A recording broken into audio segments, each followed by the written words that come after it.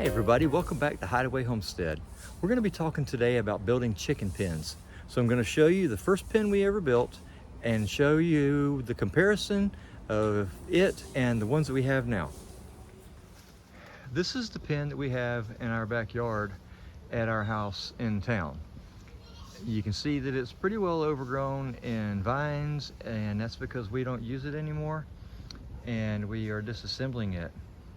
This particular pen is built out of the chicken wire, and it's a good pen. It has done well, but comparatively, we've built the next three that we built out of hardware cloth. Now the door of this, as you can see right here, I've taken it off because we're disassembling it. The door of this has the hardware cloth on it, and then the rest of this is chicken wire. Of course, the other ones that we have on the farm, the other three you'll see in just a couple minutes, have the hardware cloth. And so it seems to work out well, and it seems to be a much sturdier wire for predators, because we do have possums and raccoons and that sort of thing that comes around and tries to get into the pens. And so we had to have something very sturdy. So that's what we got going on with the chicken pens, and we'll show you the rest of them in just a couple of minutes.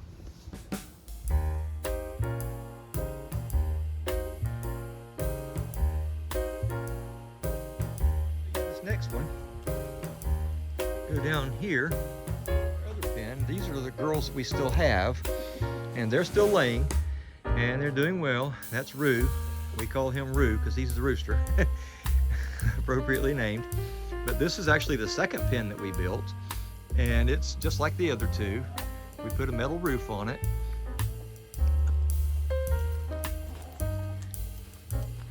This is the other pen that we have. This is actually the third.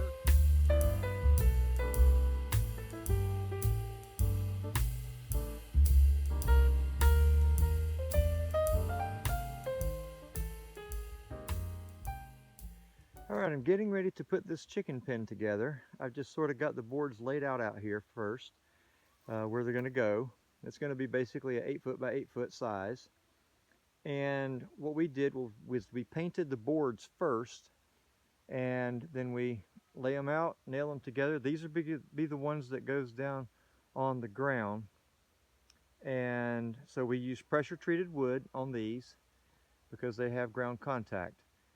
So I'm going to nail these together, and then we will start putting the corners and the other uprights on here for the sides, and you'll see that as we progress.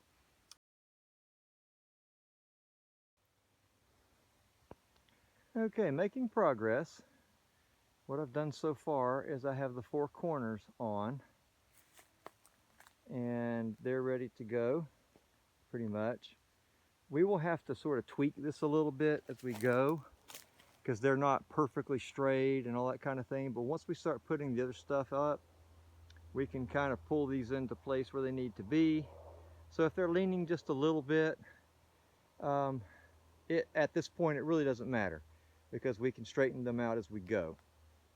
But anyway, we are making progress, and so now the next step is to start putting the side walls, the uprights for the side walls, and we're putting ours 2 feet apart because we bought 2-foot wide hardware cloth. So if you are doing this and you use bigger wire, wider wire, like a 3-foot wide, then you would obviously, put your 2x4s in the place where they would be able to nail in the middle and for the wire to meet at the 3-foot mark. So anyway, so that's what we're doing right now. So here we go. We're going to continue with this and see how much further we can get.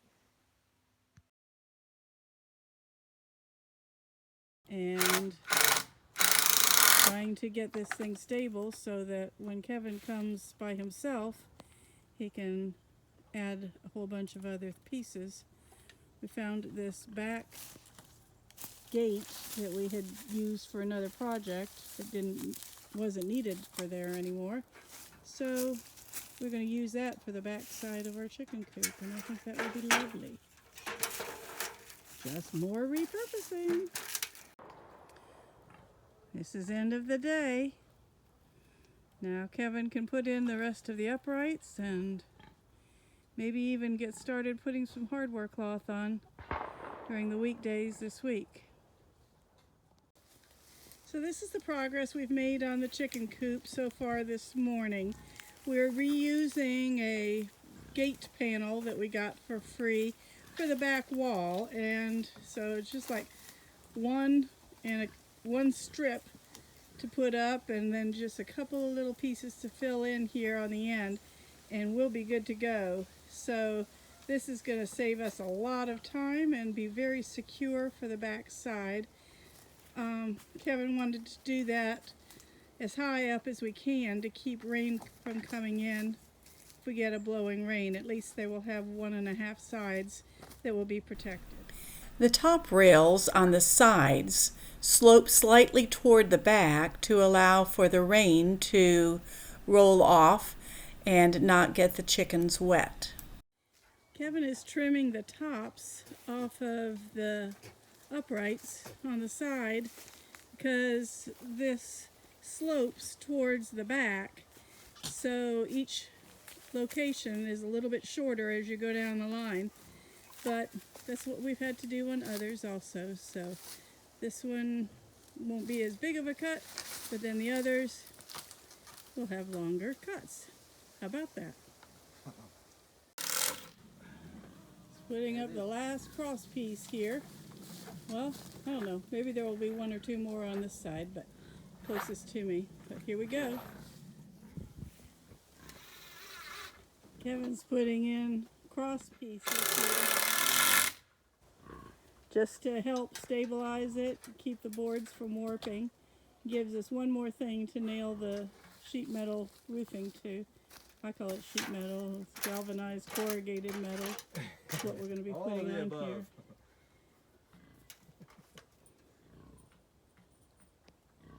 And we've learned from experience this doesn't have to be an exact science.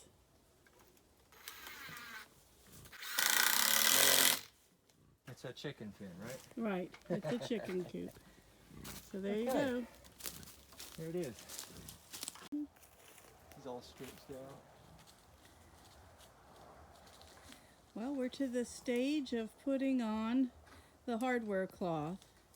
We've mentioned before that we use hardware cloth instead of just chicken wire because we want to make sure they're extra safe from all kinds of predators.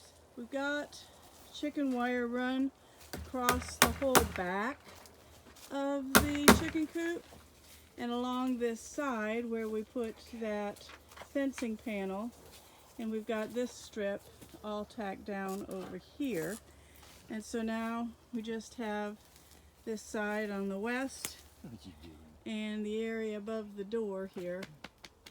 And we do have to fasten the door. It's just set in place right now, but it's coming along.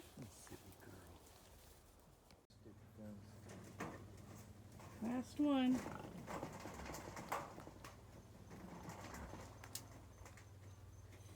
And here are his 2 helpers.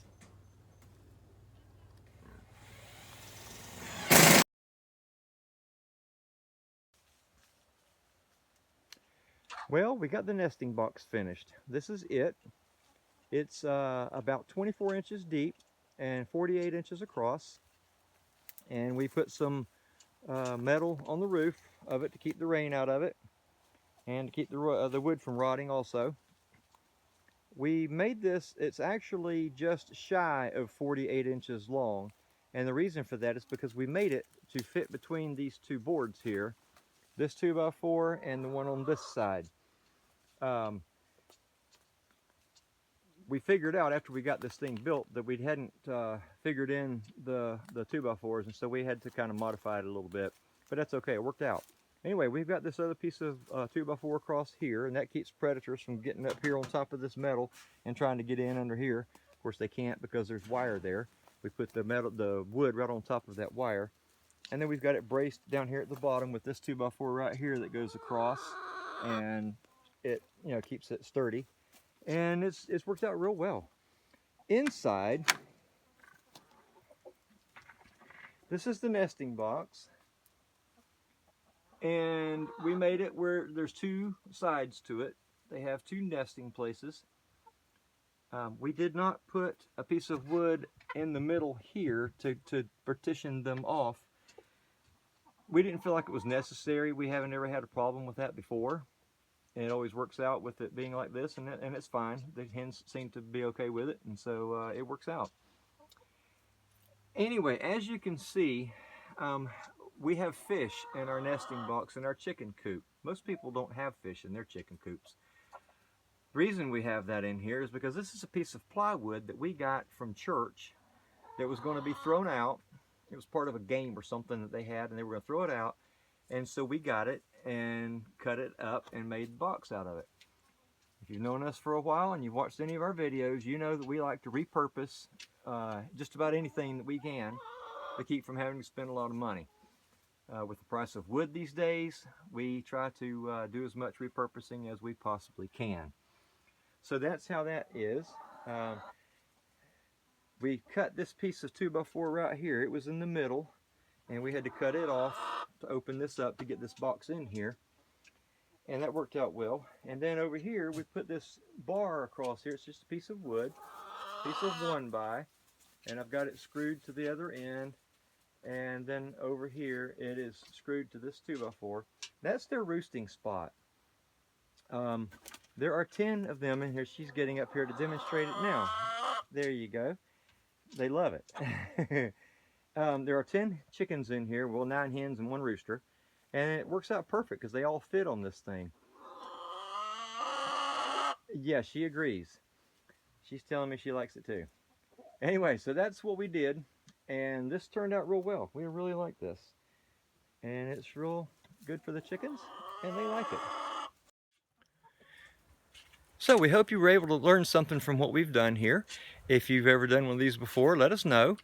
If you've experienced this or something similar to this, let us know what you did and what worked. And if it didn't work, tell us that too. If you haven't subscribed already, go ahead and hit the subscribe button. Hit the little bell right next to the subscribe, and it'll give you a notification whenever we have a new video coming out. So thanks for joining us here on Hideaway Homestead.